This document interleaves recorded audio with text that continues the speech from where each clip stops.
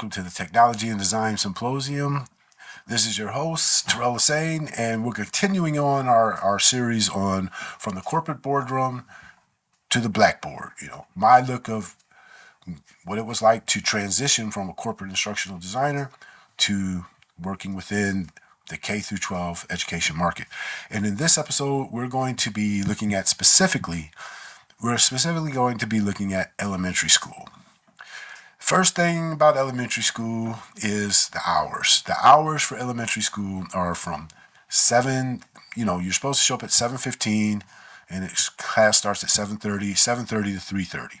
So that part right there is kind of appealing, to be able to get off at 3:30 and start the rest of your day. The getting up there and being there at 7:15, that's kind of rough. Now, the other part, so let's take a look at the day. The first part of your day when you're in the elementary school is you have to go outside. And this is everyone in the school. I mean, it's like all hands on deck. Because you have these little tiny people, man, that are being dropped off, and you have to get them into the school, get them into their classroom, and just get everybody out on time. But the one thing that you may not have considered is you have to do it rain or shine. And I admit that was one of the things I did not like.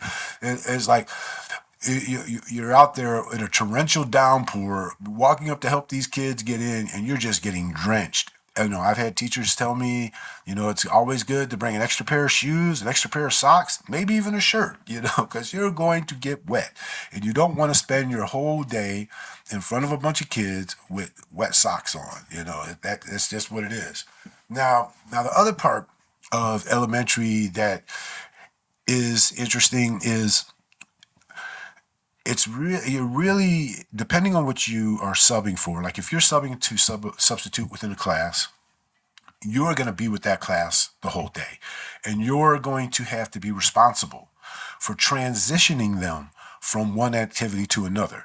And those activities, go from writing to reading, mathematics, story time, lining them up to bring them places. That's all going to be on you. And one of the things that I really couldn't do when I was subbing, I couldn't drink water, man, because it's not like you can just go and walk out the classroom and leave, 24 kids to their own devices while you go to the bathroom. You got to get somebody to come help you.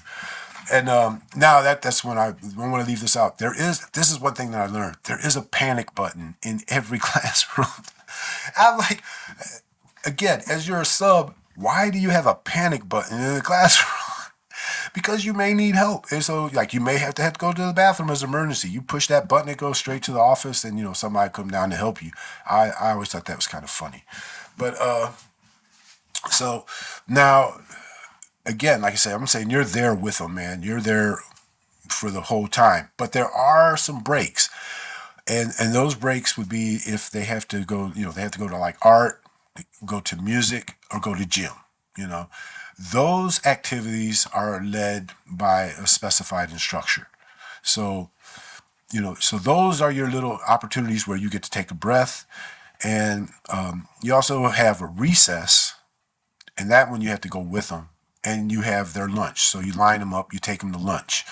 And while they're at lunch, that's when you have your opportunity to decompress and eat your lunch. 30 minutes. That was another hard adjustment for me too. In corporate America, you would get an hour for lunch. I would use my hour for lunch. I would go to the gym and exercise, grab something and eat at my desk. Nah, you don't do that in school. You only got 30 minutes. So you have 30 minutes to try to wolf down whatever it is that you have. And not drink any water because you don't want to have to go to the bathroom. So now, recess, I like recess because you get to go out there with them and be outside. That's great. The noise level is reduced because the sound isn't bouncing off the walls. But then art, music, and gym, even gym is a different activity than recess. Gym is an organized activity that's led by a gym teacher. And so each one of those they're either, times for you to decompress, organize, get ready for the next thing.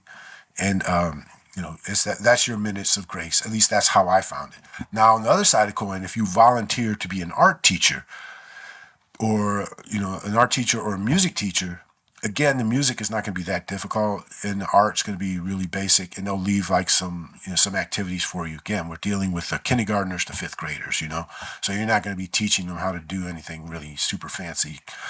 But so they'll leave an activity there for them. But here's the thing: every hour you're going to have a different group of kids in there with you. All right, and that can be that can be hectic, because you really don't know any of the kids yet, because you're only there. You're a sub, man. Think about it when you were a kid, how you treated subs, or more appropriately, I think about when I was a kid, how I treated subs, and it's a very scary place. But you get these kids, and you try to keep them on. You get them on task. You get them for the hour, and then the teacher comes back and takes them away, and all is good. Now, there's so you go through this whole part of the day. Now, the other part of it that's kind of interesting is discipline. What you will find is that a lot of teachers, they'll leave their lesson plan and they will tell you who the kids are to watch out for and who are the ones that will help you.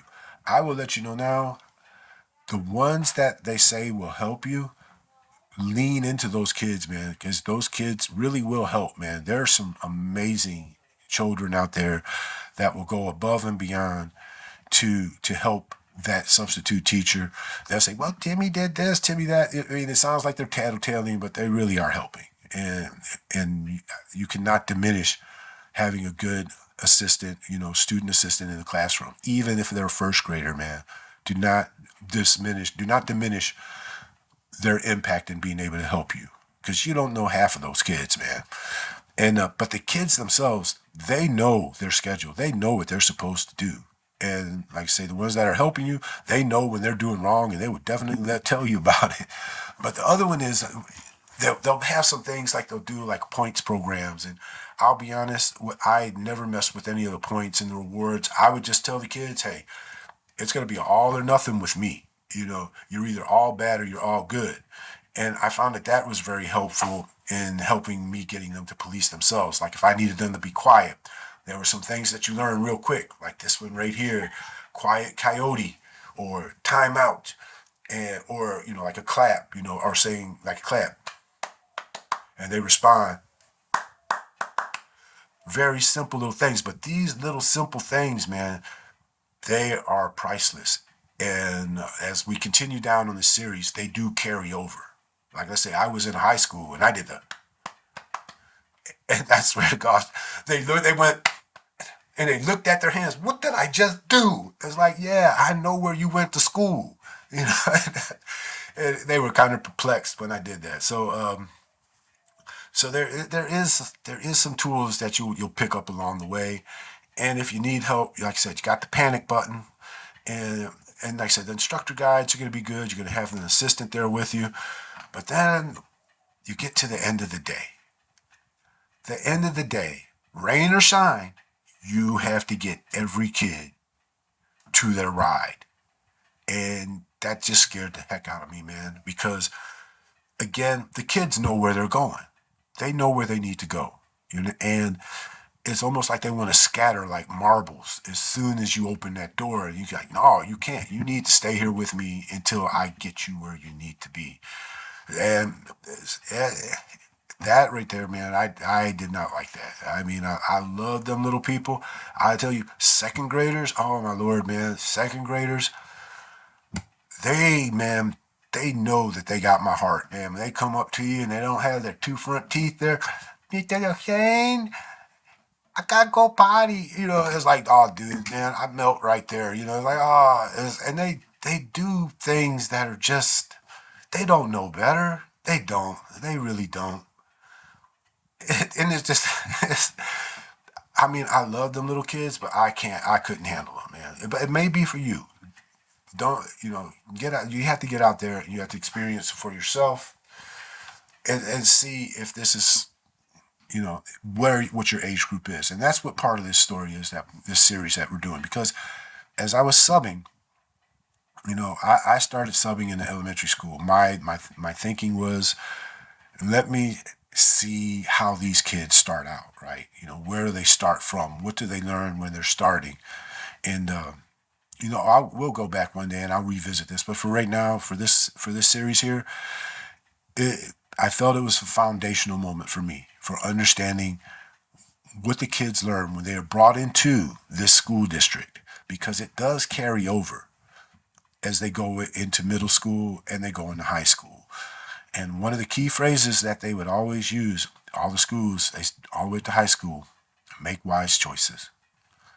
And with that, we're going to end this one. And if you like this kind of content, please like and subscribe. And when we see you next time, we'll be talking about middle school. We're out.